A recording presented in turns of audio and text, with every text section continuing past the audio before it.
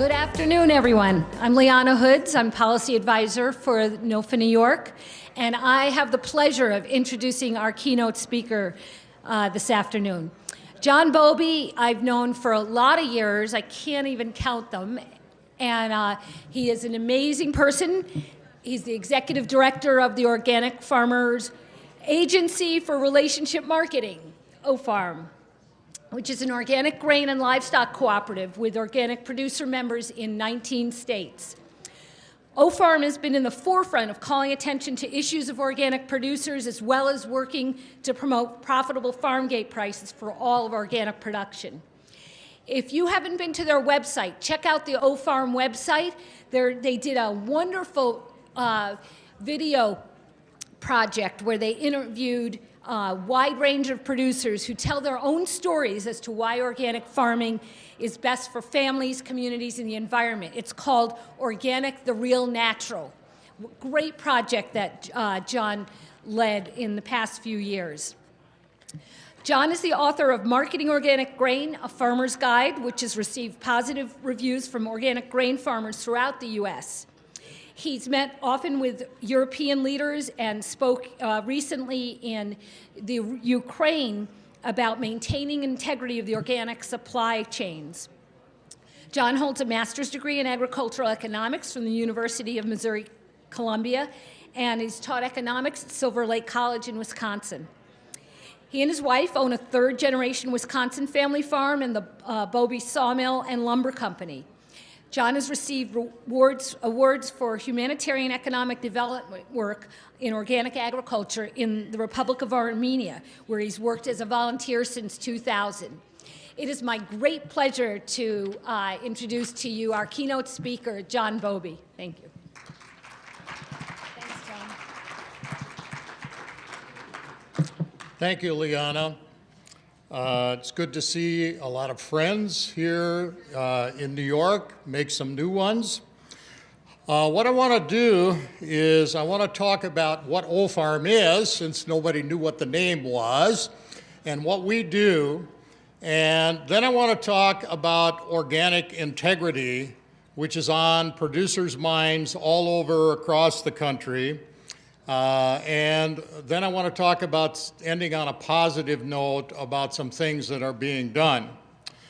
OFARM was given its name by farmers. It gathered a group of farmers in Ames, Iowa in 1997 to bring them together because organic soybean prices were a whole $8 a bushel for food-grade soybeans. And prices for all organic commodities were in the tank. And so we got about 75 leaders from across the country together, and ultimately I facilitated that first meeting, and farmers took the meeting over on the second meeting for what would become OFARM. Then they called me and asked me to be on a conference call in 2001. I had gone to do some different things, and they said, would you like to come to work for us? And the rest of it is history. I'm still there. OFARM is basically about improving your organic profits. We are a cooperative incorporated in the state of Minnesota as a marketing agency in common. We have 5 organic farmer grain and livestock cooperatives with producer members in 19 states. Our purpose is that we are a pricing agency for farmers in grain and livestock. We coordinate the efforts of producer marketing groups to benefit and sustain organic producers. The 5 cooperatives that we have are listed here. Up in the upper left, you will see Montana Organic Producers Cooperative. They market primarily organic grass-fed beef. Kansas Organic Producers in Kansas, NF Organics in Iowa, Midwest Organic Farmers Co-op in Illinois, and the Wisconsin Organic Marketing Alliance.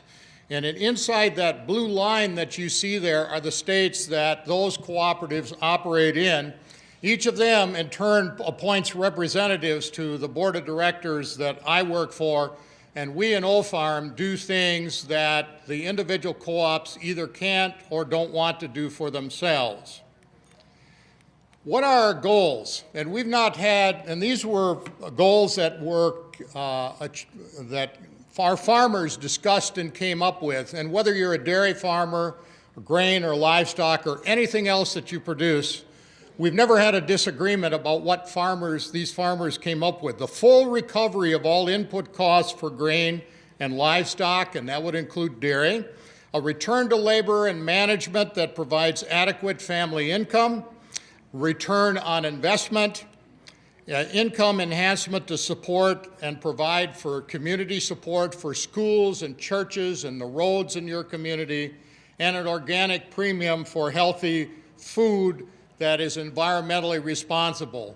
And the bottom line of our farmers' thinking was, you shouldn't have to give away your retirement to the kid to take over the business. It should be profitable enough that the kids could take it over and make it a going business, keep it a going business. So what do? We promote the exchange of pricing, contracts, and marketing information across that 19-state area. Our size of our producers is from 100 to thousands of acres, all organic. Now, thousands of acres doesn't mean a lot out in Montana and Kansas and the dryland areas compared to what we see in Wisconsin, where farms are much similar to New York. We facilitate the negotiations in terms of the contracts. Our marketers from those co-ops get on a call twice a month to compare contracts, prices, and information about who the good actors are, who the bad actors are, and they're the ones that are responsible for what I'm going to talk about next about organic imports.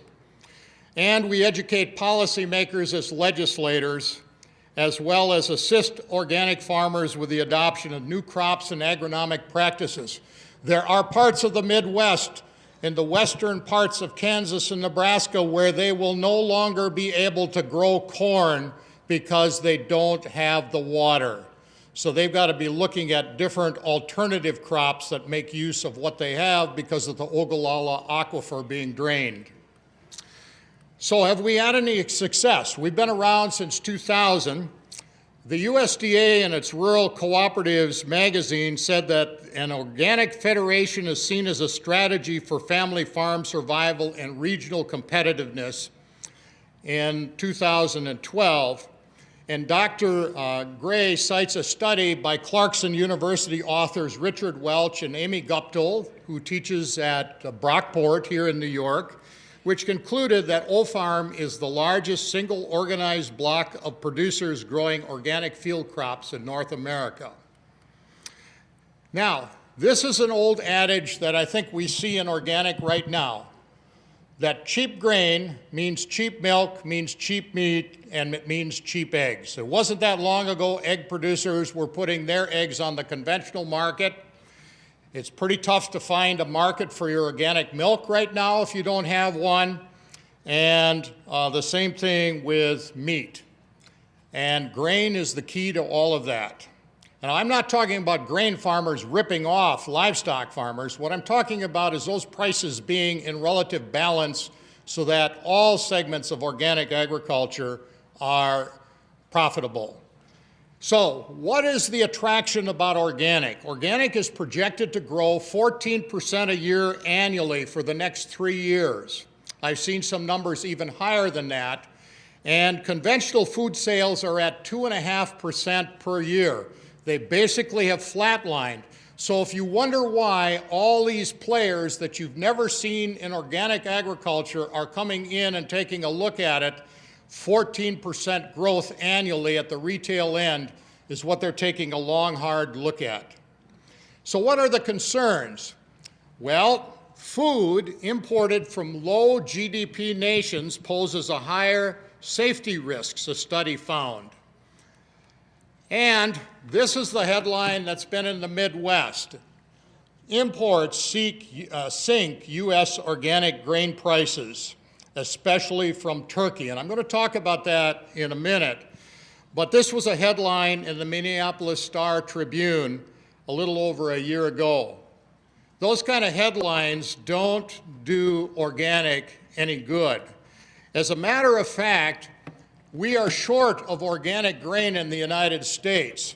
we import about 70% of our organic soybeans and about 40% of our corn.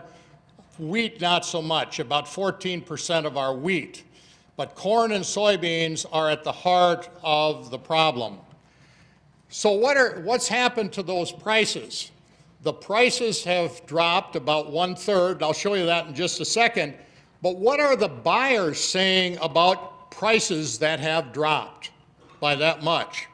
With imports now filling in the gaps, it looks as though there will be enough supply to fill the growing organic demand. With such growth, the future for the organic market looks strong, and producers should continue to see great price premiums compared to conventional markets. Now in the grain country, mostly what I deal with, what's a premium over a conventional market when the price of conventional corn is less than $3 in some parts of the Midwest, or a little over $3? Is it $4? When the cost of production is much higher than that, the buyers are thinking that's just fine, that you get a premium over and above conventional without taking into account all of the cost factors that go with it. Here's the historic grain prices and where we started to see the problem. And that black arrow that you see there, these are AMS figures. And it may be a little bit hard to read there, but you can see the downward trend. What happened in late 2014 is all at once buyers started telling our marketers that act as agents for farmers, we don't need your grain. We have what we need. However, if you want to fire sale it, you can let your farmers bring it in at a much lower price. At the same time, we're short of grain. Well, where is it coming from? And this is what's been the talk in the Midwest and around the country. These are the major countries for soybeans. This is from ERS data. Turkey, India, Argentina, Ukraine, and other countries. In 2015, that would have been the Ukraine. That would have been the largest exporter to the United States. Here's the same thing for corn, that Turkey is the largest exporter of corn to the United States. But there's some problems with that. Why? Because Turkey does not grow a single kernel of corn or soybeans organically for export. So how do they become the biggest exporter to the United States? If you guess that there's something a little bit wrong here, you got that one right. Now, the USDA's Foreign Agricultural Service in January of 2016 pointed out that as organic production and consumption in Turkey is, so too do the concerns about fraudulent organic grains products and lack of inspections. And the report went on to state, although inspections and transparency in the Turkish organic food sector are improving, the integrity of organic farming, production, shipping, and marketing are not always guaranteed. That's what the USDA's FAS was saying. Well, something else was going on the other right hand with our National Organic Program. There's a certification body called ETCO, and I don't need to bore you with the big long name. It's an ecological control organization. And on March 20th, the European Union decertified them. They certified 70% of the grain coming out of the Ukraine. And on June 7th, by Canada, guess who didn't decertify ETCO? Our National Organic Program. Matter of fact, we had a pry it out of the USDA by a Freedom of Information Act in January of 2017 that NOP and ETCO reached a settlement in April of 2016, almost 8 months before. And the USD, we refiled that asking for any and all documents related to that case. And basically, Our NOP was ashamed of what happened because I happen to know the attorney that ETCO hired to do this in Washington, D.C., and ETCO beat our national organic program to a draw that they agreed, both parties agreed to settle. Meanwhile, ETCO could continue to certify to ship grain, even though they had been decertified by the rest of the world. But we had to pry that out of the USDA. It was then that the USDA figured out that we in OFARM meant business about the fraud situation. 80% of the Ukraine soy is grown illegally from GM seed. Now that may have changed, I don't know. The Europeans have learned a lesson. There was a $220 million lawsuit on a fraud case in Italy because the mafia was involved in filling up trucks. They'd go to an organic farm, top it off with conventional, and ship it into the EU. And in Romania, they report grown men working 12 hours per day for a loaf of bread and employers on these farms withholding their wages. That's the kind of areas that the United States has been importing grain from. So let's take a look at the Black Sea region. And last September, I was invited to address an anti-fraud organic integrity workshop in the Ukraine, in Odessa on the Black Sea. And I learned a lot there, but I've also spent the last 18 years in a little country called Armenia, down between where it says Baku and the Black Sea, and have acquaintance in Georgia as well. So let's talk about the Ukraine, which in 2015 was the largest exporter of supposed organic grain to the US. There's a black line that I've drawn through the middle of the Ukraine. It's a big country. Below that black line to the Black Sea, they don't get enough moisture, rainfall, to grow corn or soybeans. They barely have enough to grow a crop of wheat or lentils. All of their organic production is in the upper left-hand corner where you see next to Krakow.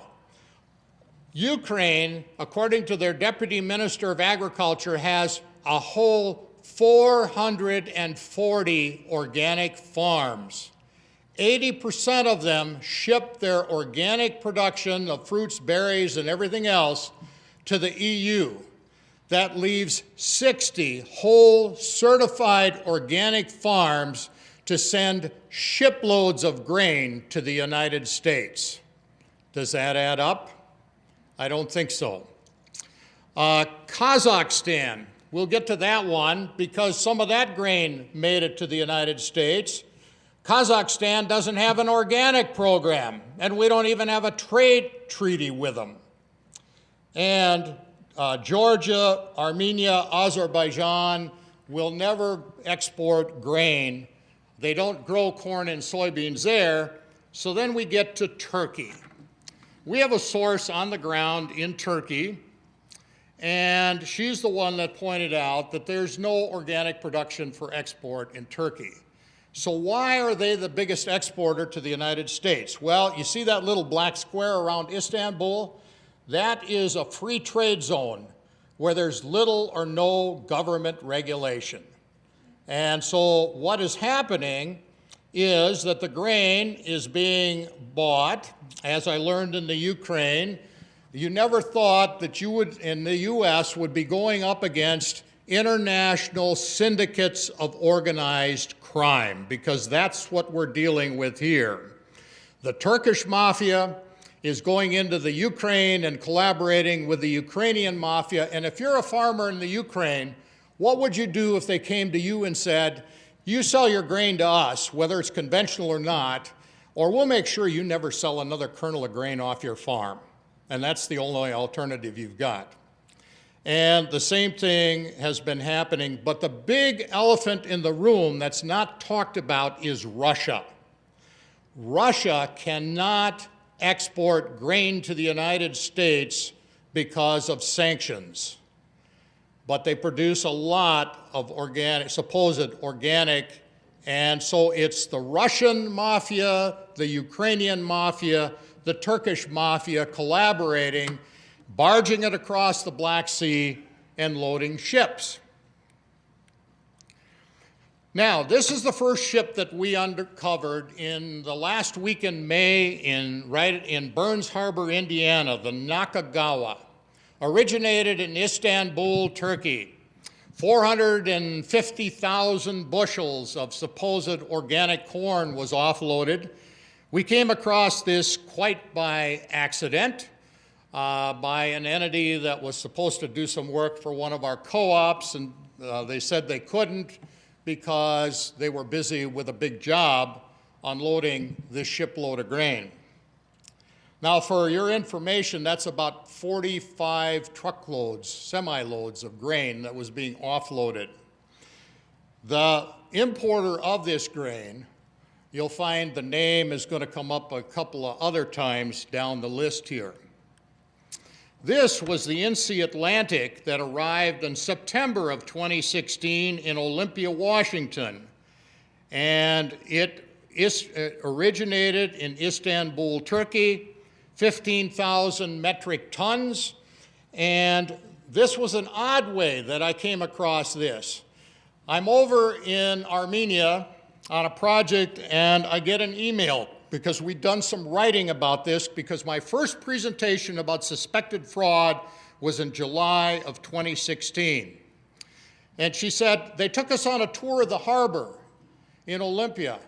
And this guy said, here's this big warehouse full of Turkish organic corn. Are we that short of corn? And that's what she wanted a verification of. We had no indication it was fraudulent at that point. However, it was ported in Olympia, Washington, the first ship to port there in about 20-some years because they'd revived the port. Well, how many of you have seen the Washington Post article about fraudulent organic grain? Well, let me tell you how that started. The label said organic, but these massive imports of corn and soybeans weren't in Stockton, California. Out of a 36 million pound shipment, 21 million pounds of it got in the supply chain.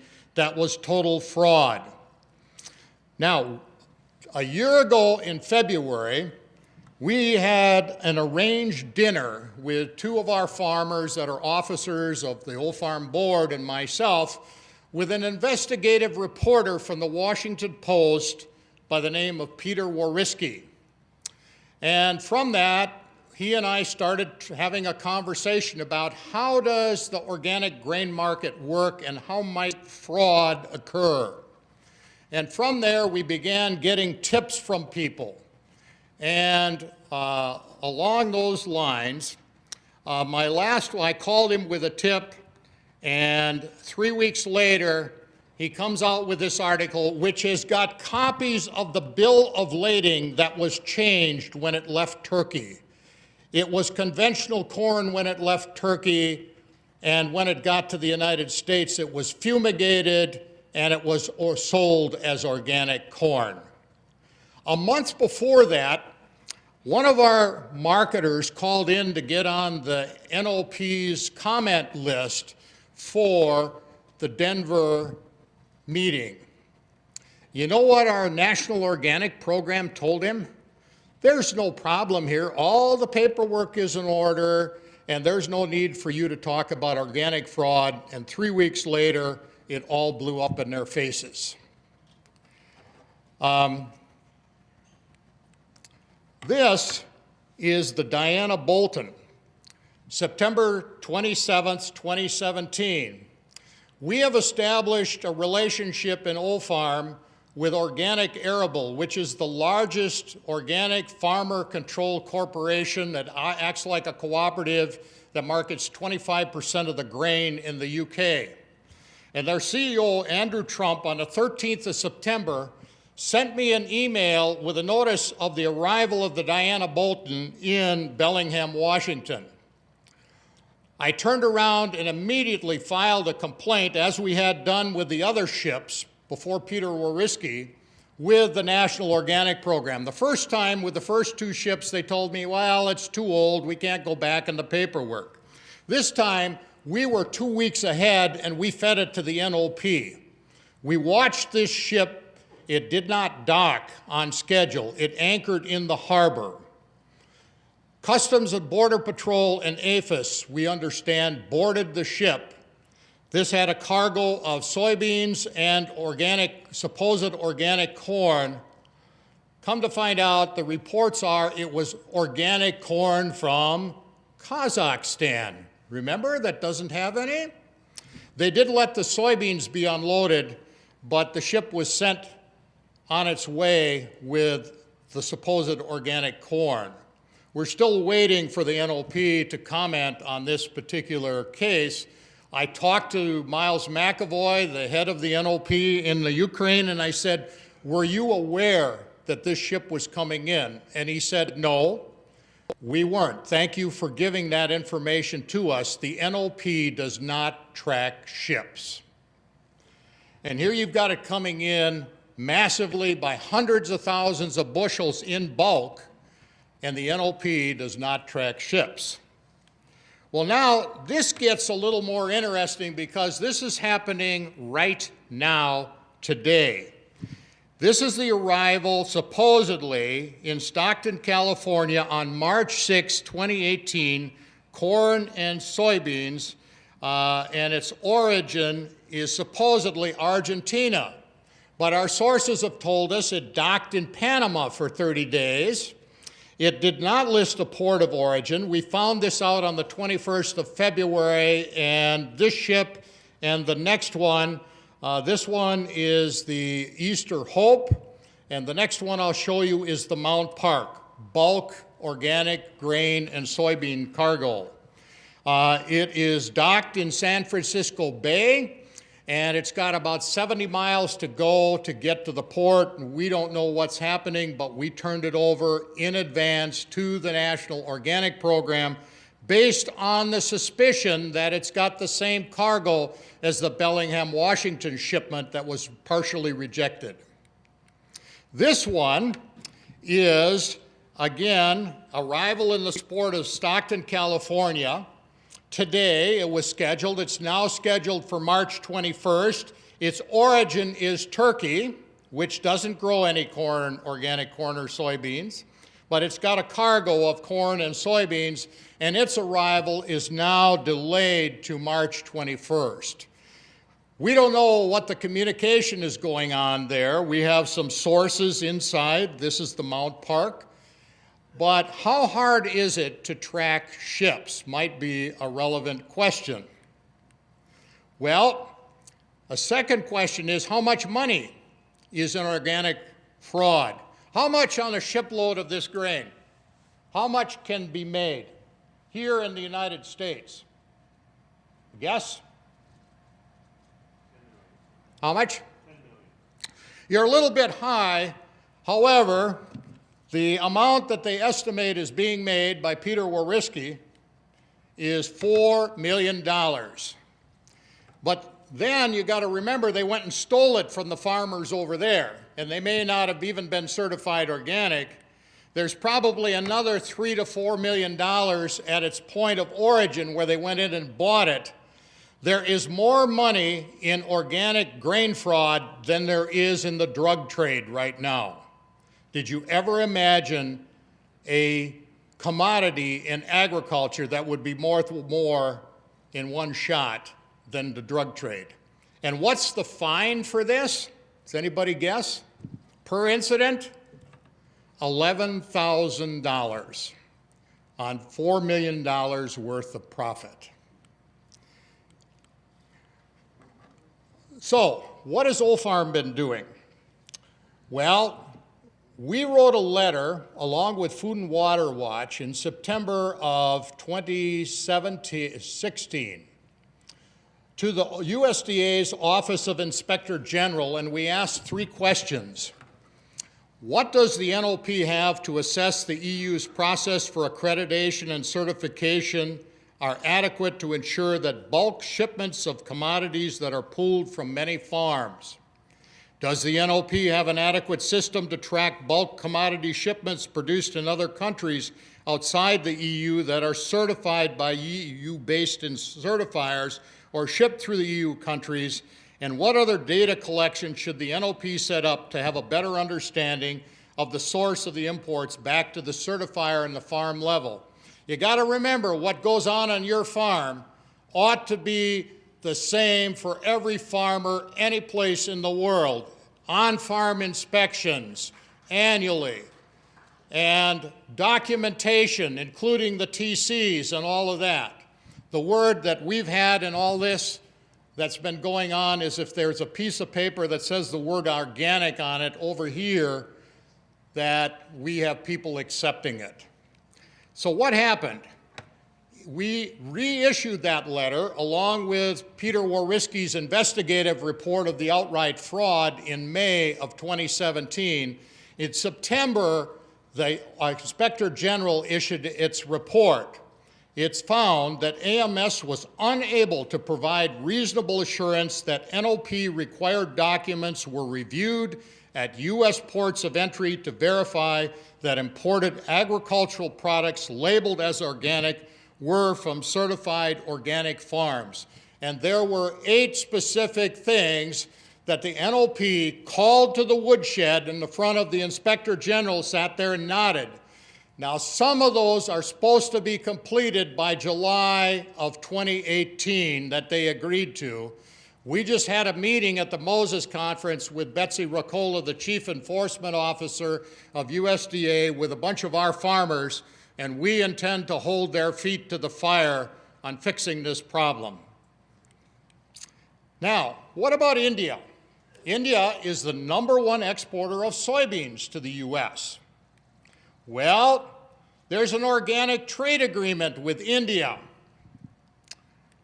but it was put inside a nuclear treaty negotiated in secret in 2008, and only recently did the USDA put the agreement on its website so people could see what's in it.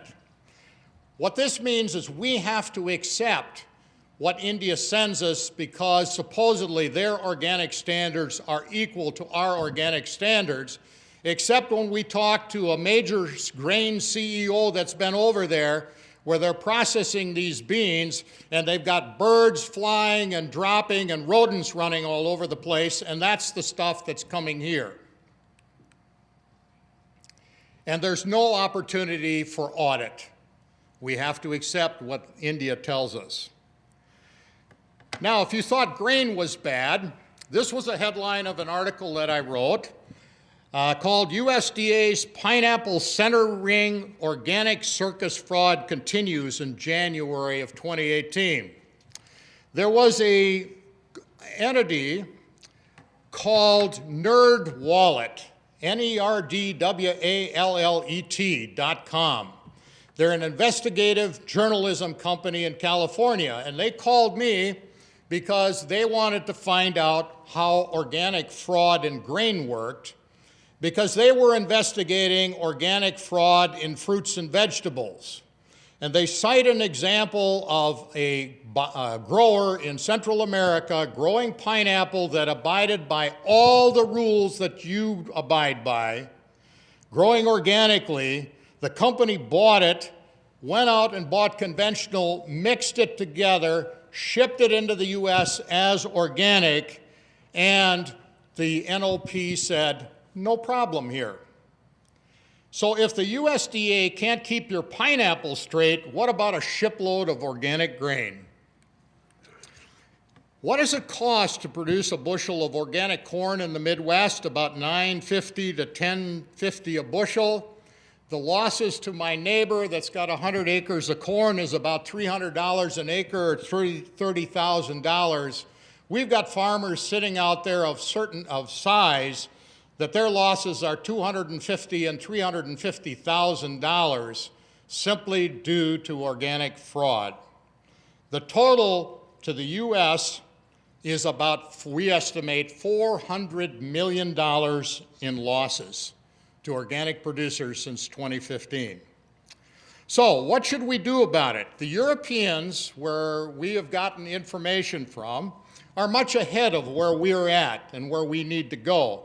This is a memo, and you don't have to read the right. That's Russian, unless anybody can read it. The left is English. But they put out a memo from high-risk countries, all in the Black Sea region, including Russia and the Ukraine, that anyone importing grain into the EU must ship the documents in advance to the certifier and the appropriate government agency. They must have all the paperwork in order for the certifier to meet the ship, and they must do residue testing for banned substances. We pushed Miles McAvoy for this a year ago in February when he came out and met with our OFARM board. I personally met with him along with two other friends, Patty Lavera from Food and Water Watch and Michael Schley from North Carolina from RAFI, in his office on July 6th. Lo and behold, NOP issued interim guidelines to certifiers about how to handle countries that are high risk. Every time that our farmers have pushed up to the line, we've moved the NOP in a direction, kicking and screaming, as to where they should go to protect organic integrity.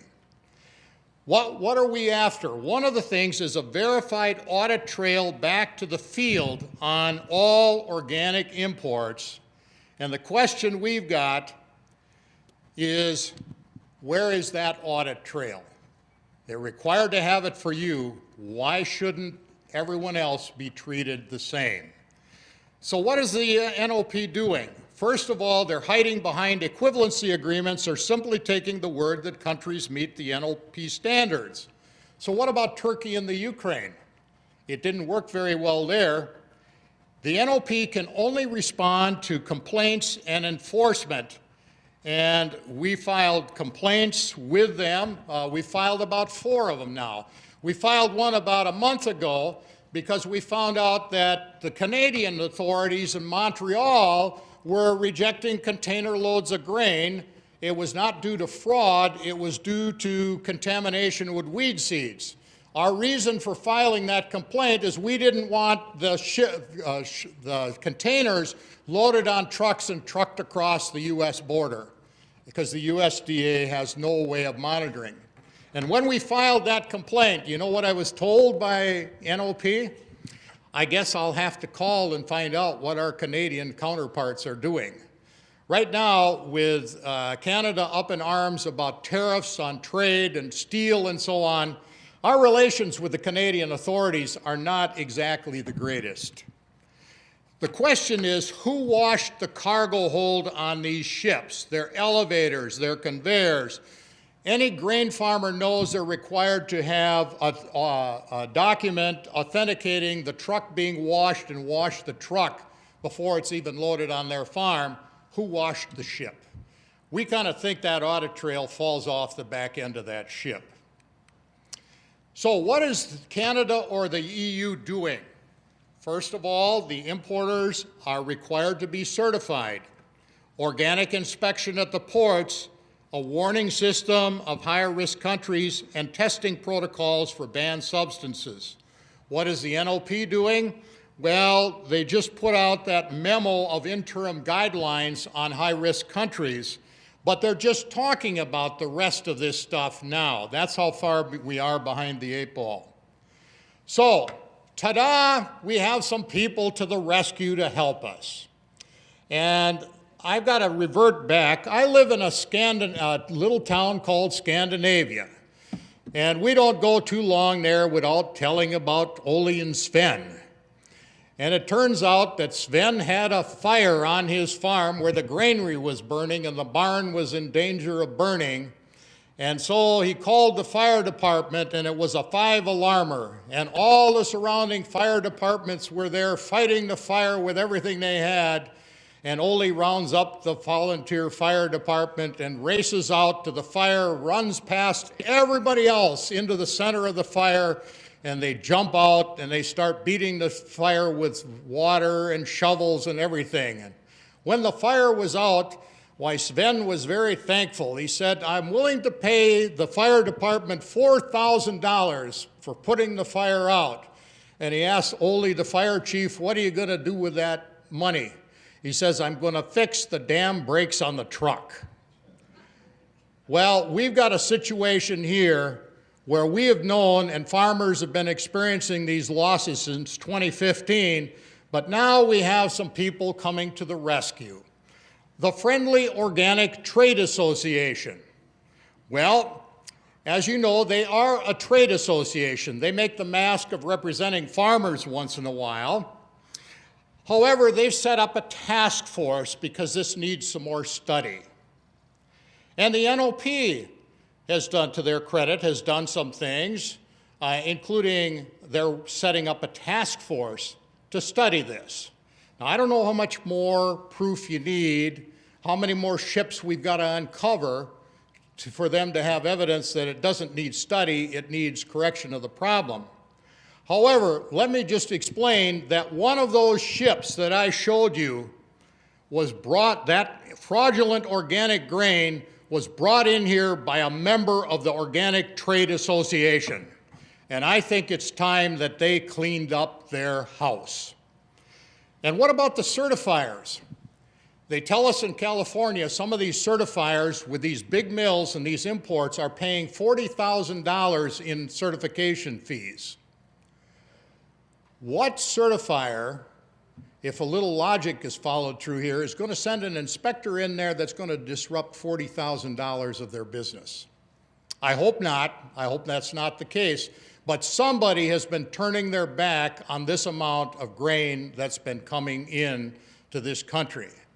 We've had discussions with the Accredited Certifiers Association. We have supported some of their positions there. And we're supportive of a number of other things. And even though it seems like I've got a lot of bad things to say about the NOP, we are supportive of helping them to correct the problem. Now, how hard is it to track ships? Well, this is a website called marinevesseltraffic.com. And the only thing you need to know is all those little yellow triangles that are on there. This website will tell you whether it's a cargo vessel, whether it's a military vessel, whether it's a yacht, whether it's a tugboat. But if you count up those yellow arrows in the United States, as of Sunday, there were about 14 ships that meet the criteria of potential cargo of organic grain. And so the question is, how difficult is it to track the ships? If we've got to find them as a bunch of ragtag farmers from the Midwest, I think that somebody as sophisticated as the USDA ought to be able to find it and tell the certifiers this stuff is coming in. Now, what are we asking for? We're asking that NOP to require any entity that imports grain to be certified. That's going to take a rule change, which is going to be extremely difficult because of the 2-for-1 rule right now.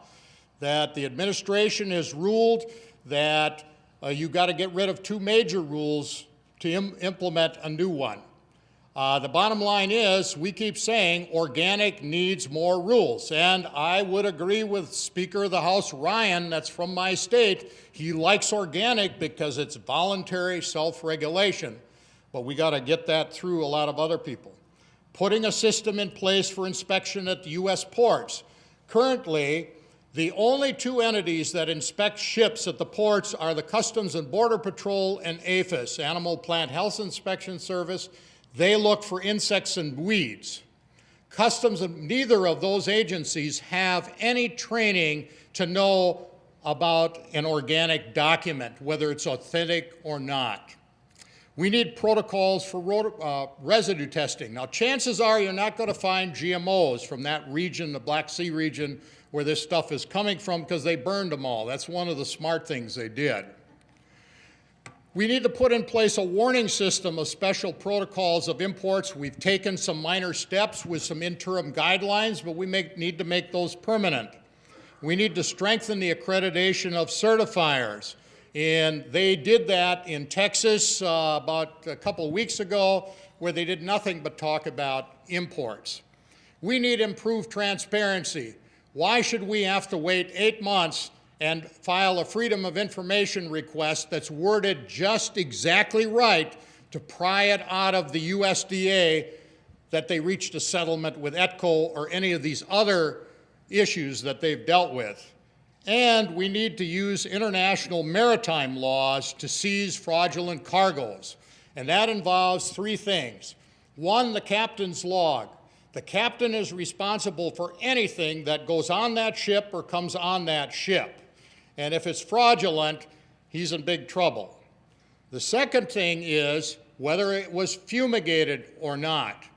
And the third one escapes me right now on the maritime laws, but it has to do with what is the cargo insured for.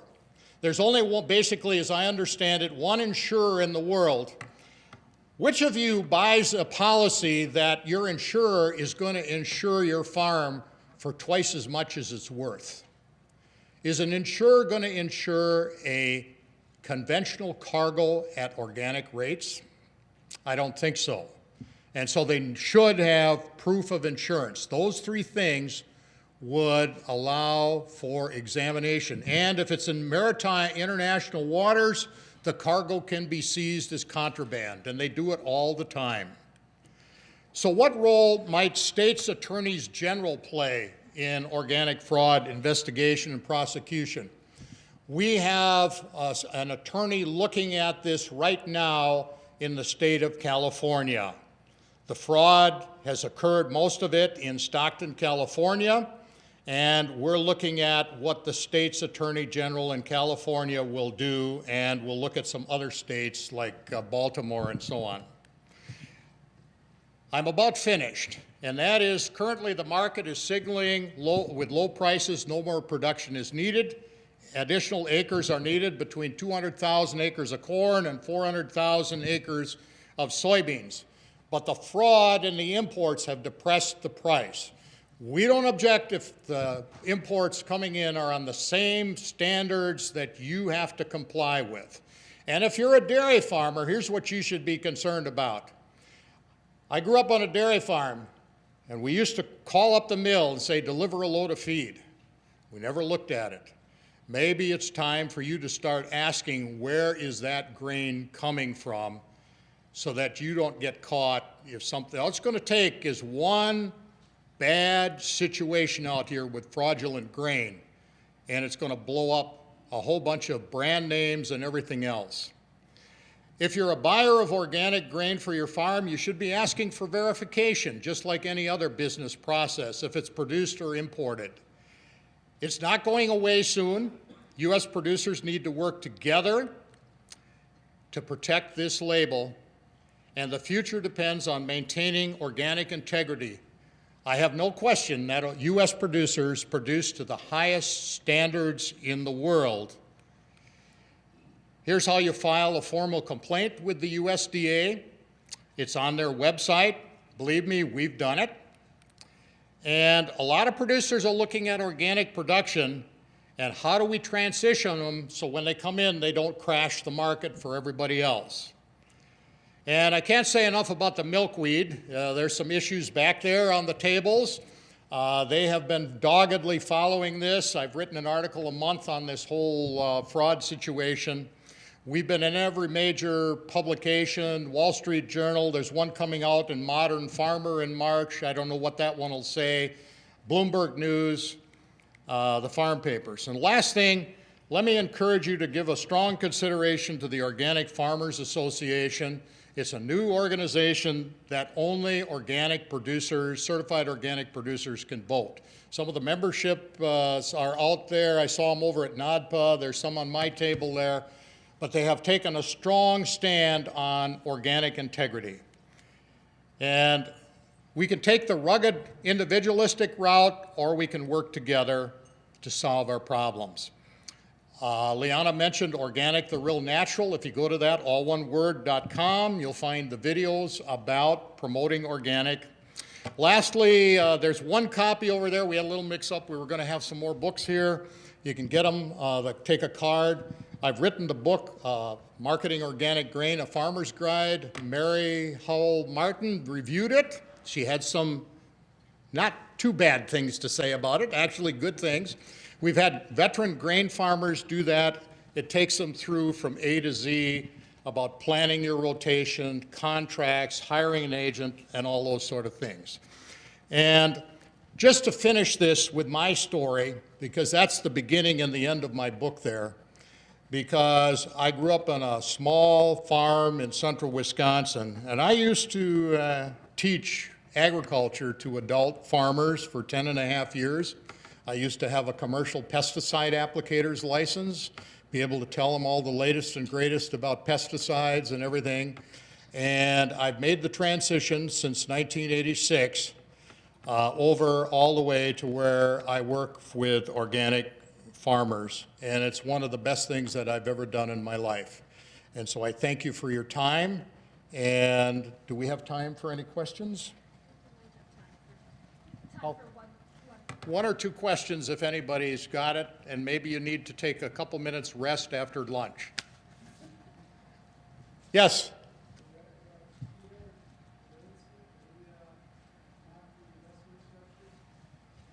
Do you want to stand up and yell out? It's kind of...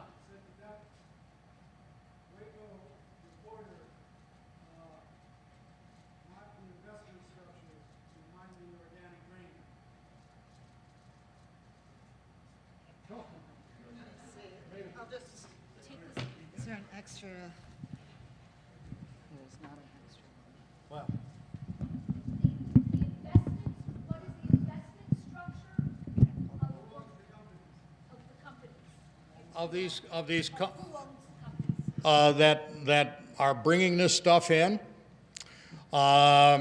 Offhand, I'm not going to publicly name them, but actually one of them that's been involved in some of the corruption that we believe that was connected with some of these ships here. We were told by another source in the industry that they're in debt so far up to their ears that they've been taken over by a Turkish company. There's a number of them out in Stockton, California. Baltimore is another port that we don't have much information on. The last I saw, there is a certified organic elevator in the Boston port. One of our suspicions is that they're sending maybe the legitimate grain to the East Coast and sending the other stuff to the West Coast. We can't prove that for sure. We're going to be looking at the Boston port as well. And if you even suspect that there's fraud, turn it in. That's the only way the NOP is going to take a look at it. They don't do anything unless they get a complaint. They're not proactive. One more question and that'll be it. I get calls from brokers in the Midwest on organic grains. They tell me from my location most of the organic grains that's coming in from the Port of Baltimore. Just not look at that. But my other challenge is why don't you sue NOP? You have clear-cut case of criminal activity. You have clear-cut losses. Why mess around? I mean, if you can't hold their feet to the fire, sometimes you have to take the court to do that. Well, one of the questions is why don't we sue? And that we have some attorneys that have been looking at that. We have not gotten an opinion on that one way or the other. And what you're looking at, once you do that, I've been involved in some of those cases outside of organic. You're looking at years, and I don't think you can wait years to clean up the house. But it's going to be pressure from organic producers and their organizations like NOFA-New York and NODPA and the Organic Farmers Association and others working collectively together that's going to help keep pushing this. Because like I said, every time we come up against the NOP and give them a bunch of asks, we keep pushing them a little bit further. Now, there's only so far they can go. One of the things is legislatively, and that is you've got Congressman Fasol's bill here in New York that would provide more funding. There's only 6 auditors in the NOP for a $50 billion industry. NOP needs somebody trained in international law enforcement because you're dealing with international crime and what international laws are. And they need more, simply need more resources. The Fasol bill, I think, is asking for $3 million a year in foreseeable, pardon? Between 3 and 5 million, it increases. Yeah, for the foreseeable future, my Senator Baldwin is considering on the Senate side. Congressman Fasol's bill has a co-sponsor from New Mexico, so there's a Democrat and Republican. This should, pardon? Advertise our workshop. And we're going to talk about some of those things in our workshop Liana and are doing on the last one today. We are working on this on the legislative side, as well as I mentioned our meeting at the Moses Conference where we had both my senators have representation, Congresswoman Pingree, who as you know is an organic farmer, as well as 2 of the congressional representatives. This should be a bipartisan issue, a no-brainer. So, thank you.